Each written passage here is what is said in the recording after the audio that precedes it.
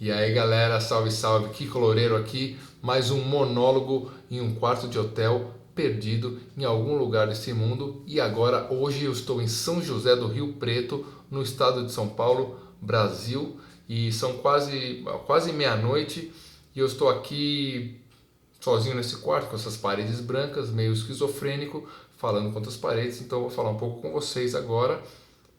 Hoje à tarde eu fiz uma oficina no Sesc aqui, falando com a galera sobre carreira, marketing, negócios da música e dando dicas. Espero que dicas boas para eles, para que a carreira de cada um ali vá, né, seja um sucesso.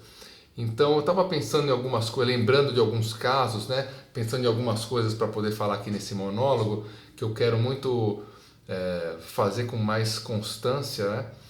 E um dos momentos que eu me lembro, teve uma vez que o Angra tocou, se eu não me engano, em 96, a gente abriu o show do AC/DC.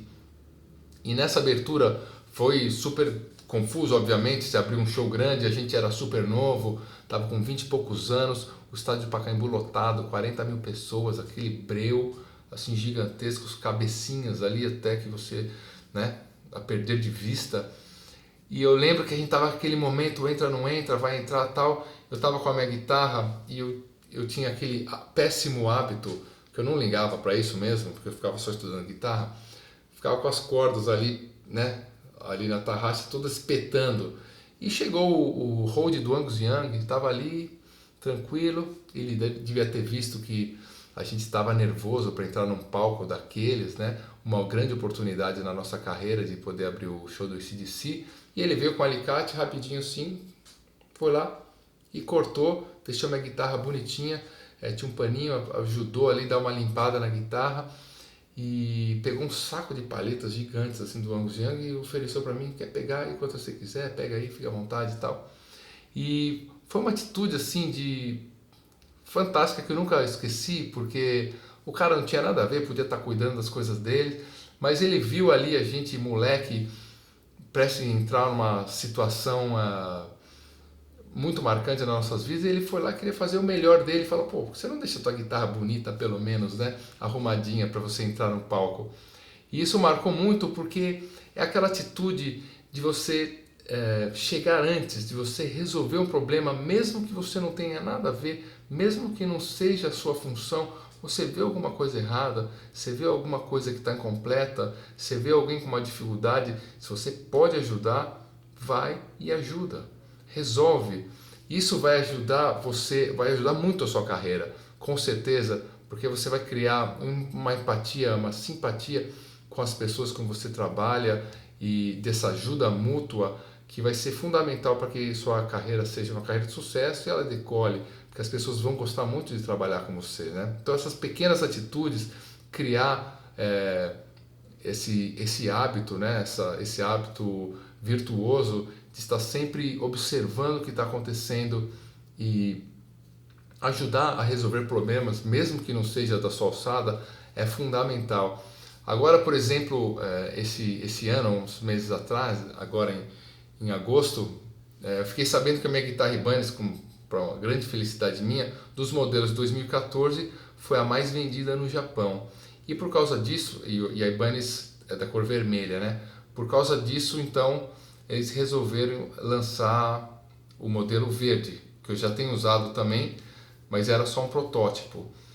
E aí eles podiam ter resolvido, a Ibanez podia ter resolvido e falou, a gente vai fazer um modelo verde e está tudo certo. Ou então eles podiam ter tirado uma foto do modelo que eles querem fazer, que é o modelo que eu já tenho na realidade, mandado uma foto, eu aprovava, estava tudo certo. Mas não, eles me escreveram e perguntaram, Kiko, onde você vai estar em agosto? Eu falei, ó, vou estar na Suécia gravando disco e vou passar um tempo na Finlândia. Então eles mandaram a guitarra do Japão para a Finlândia apenas para olhar e falar, esse verde está legal, e mandar para eles de volta. Olha assim, é um custo alto, é uma preocupação, é uma dedicação, mas é uma atitude muito saudável, porque você imagina se eles resolvem lançar essa guitarra e não está exatamente do jeito que eu gostaria. Né? É um respeito muito grande para o artista, né? No caso comigo, é um respeito muito grande para o produto, para quem vai comprar, E tudo isso, de novo, mais uma vez, aquilo, chegue antes, já resolva antes que o problema venha, resolva o problema das pessoas que estão à sua volta. Se você puder ajudar, é o melhor possível que você pode fazer.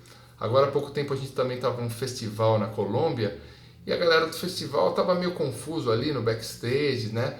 E muitas vezes, assim, pelo fato da gente ter muitos anos de experiência, a gente toca em situações que as pessoas que estão fazendo o show têm menos experiência que a gente. Então, assim como o caso do AC/DC, a gente pode chegar e dar um toque para a galera que está trabalhando. Por que não? Por mais que não seja da nossa alçada, por que não ajudar, né?